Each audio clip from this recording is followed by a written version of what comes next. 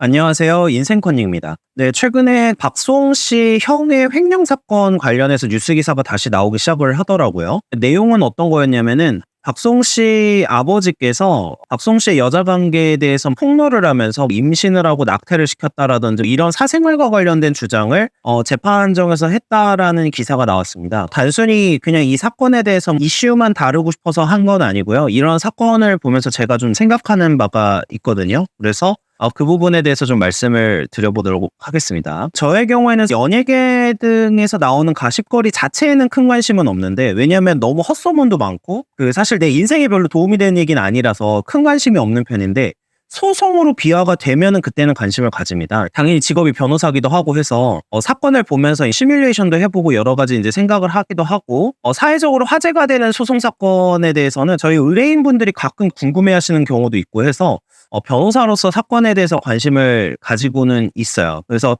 박수영 씨 사건에 대해서도 1심 결과가 나온 건 아니지만 계속 관심을 가지고 지켜보고 있었습니다. 근데 이제 최근 공판기일에서 박수영 씨 아버지와 어머니가 재판에 출석을 했다고 합니다. 법정에서 큰아들인 현재 피고인으로 재판을 받고 있는 박수영 씨 형의 횡령 관련 사건 출석을 해서 이런 얘기를 했다고 해요. 자기가 30년 넘는 기간 동안 박수영 씨를 돌봤다. 그리고 집 청소랑 관리 등을 도맡아 했는데 뭘 빨아먹었다는 거냐라고 얘기를 하면서 여기서 별로 상관이 없는 얘기를 하는데, 박수홍 씨가 여자를 좋아해서 과거에 임신을 시킨 다음에 낙태를 시키는 것까지 처리해달라고 한 적도 있다. 이런 얘기를 괜히 해요. 당연히 이에 대해서 박수홍 씨 측과 박수홍 씨 법률 대리인은 부모의 주장에 대해서 허위라고 이미 반박을 했고요. 그리고 이와 유사한 주장을 했었던 유튜버 김용호 씨에 대해서 이미 고소를 해서 이 부분으로 1심 공판이 진행 중이었는데 이제 사망을 하시게 된 거죠. 이 부분은 사실이 아니다라고 이제 주장을 한 상황입니다. 물론 이 부분에 대해서 제가 전지적 시점으로 모든 사실이 맞는지 아닌지를 알 수는 없고요. 근데 이제 아시겠지만 박수홍 씨의 형과 형수에 대한 현재 기소된 사건의 핵심은 돈 문제예요.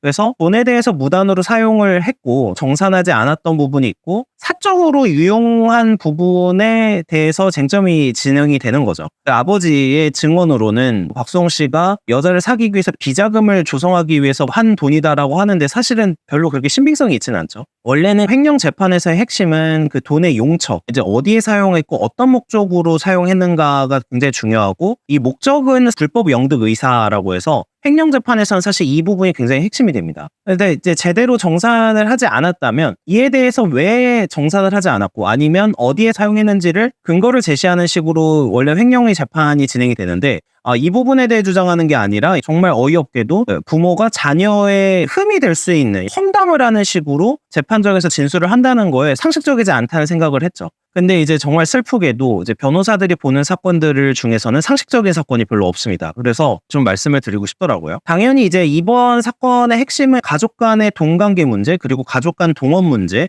여러 가지 등이 포함이 돼요. 이제 제가 사건을 담당을 하다 보면은 가족과의 분쟁으로 변호사 사무실 찾으시는 분들이 생각보다 많다는 걸 알게 됩니다. 유전자상으로는 가족이지만 실제로는 가족이 아닌, 이미 관계가 많이 틀어진 경우를 많이 접하게 되고요. 특히 박송 씨 횡령 사건 같은 것에는 가족 간의 알력 다툼이 있는데, 장남이나 장녀 등 부모가 특정 자식을 끼고 돌고 편애하면서 발생한 사건이 생각보다 많습니다. 다른 형제들에게는 이제 희생을 강요하고, 이제 착한 형제들이죠. 주로 가족을 위해서 희생을 하거나 뭔가 노력을 해주는 형제들이 꼭 한두 명씩 있는데, 이 사람들에게 뭔가를 강요하는 류의 사건이 많아요. 그래서 이제 돈 문제가 엮이게 되고, 그리고 이제 희생을 하던 형제가 더 이상 이제 돕지 않겠다, 더 이상 희생하지 않겠다라고 하면은 그 형제나 부모가 온라인상에 그 다른 형제를 험담하거나 비난하거나 패륜을 했다고 하면서 인터넷에 악의적인 소문을 퍼뜨리는 경우가 꽤 많아요. 그리고 인터넷은 아니더라도 주변 사람들에게 그런 소문을 퍼뜨려서 계속 평판을 저하시키는 사건들이 있고, 이것 때문에 저희가 명예훼손 소송을 하거나 이런 경우도 생각보다 많습니다. 그리고 이제 정말 슬프게도 흑수저 집안 얘기를 안 할 수가 없는데, 이게 흑수저 집안에서 흔히 말하는 개촌용이 자식 중에 한 명이라도 나오게 되면요, 이런 사태가 진짜 심화가 돼요.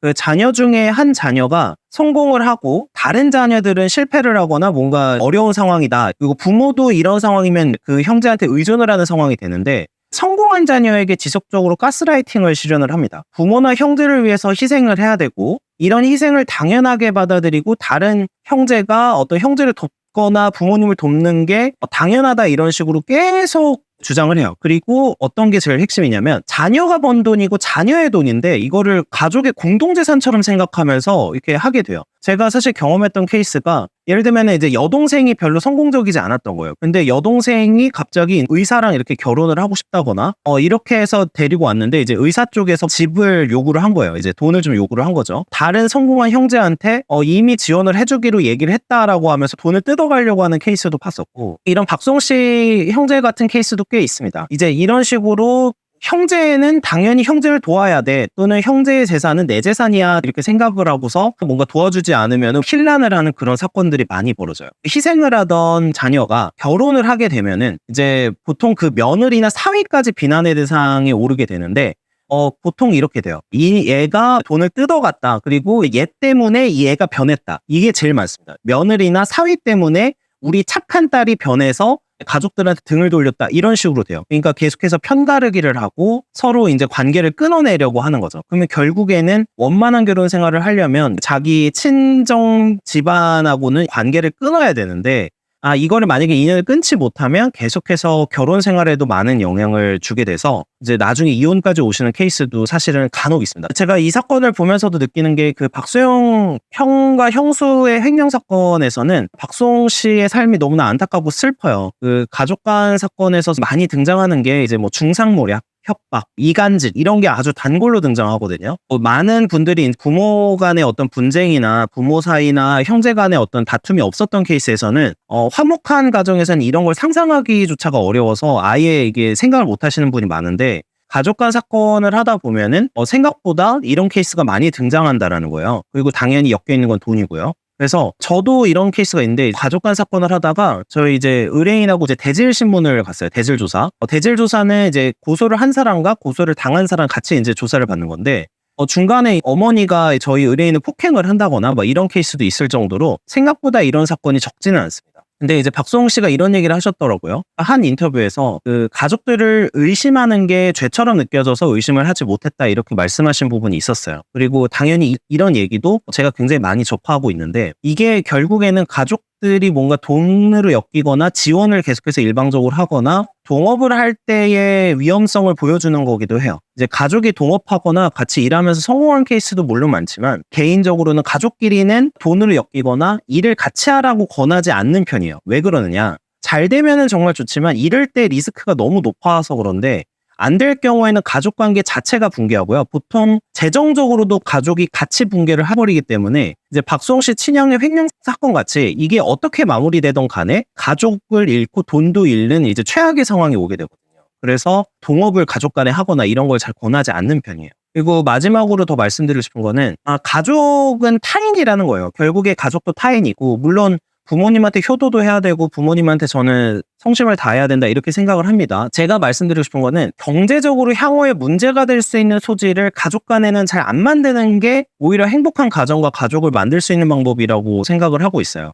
그러니까 가족 간에 경제적으로 의존하거나 뭔가 경제 공동체로 이렇게 묶이는 상황이 발생을 하면은 사건이나 사고가 발생했을 때 사실 최악의 상황이 나오게 됩니다. 관계도 끊기고 돈도 끊기는 그런 상황인 거죠. 그래서 가장 현명한 거는 제가 생각하기에는 원래 사고의 문제를 해결하는 것보다는 문제가 생길 여지 자체를 없애는 거거든요. 그리고 모든 문제는 필터링 없는 믿음에서 비롯될 수 있어요. 즉, 믿는 거는 중요하고 사람을 무조건 불신하라 이런 건 아니고, 믿음은 굉장히 중요하지만 필터링 없는 믿음, 그러니까 사람을 믿을 때에는 근거도 있어야 되고, 사실은 사람 자체를 완전히 믿기는 어렵기 때문에 믿을 수 있는 시스템을 만들어 놔야 돼요. 횡령 사건에서 주로 나타나는 게, 예를 들면 회사에서 직원이 돈을 빼돌리거나 이런 걸 거 아니에요. 그 직원을 믿었기 때문에 맡긴 거죠. 방어할 수 있는 시스템을 사전에 구축하는 쪽에 더 신경을 쓰고, 좋은 사람을 앉히려고 한 노력을 두 가지를 다 해야지, 사람은 믿고 시스템은 구축 안 해놓고 이렇게 되면은 필터링 없는 믿음이고, 이거는 결과적으로는 뭔가 안 좋은 일이 발생할 수 있는 확률을 높이는 방법이에요.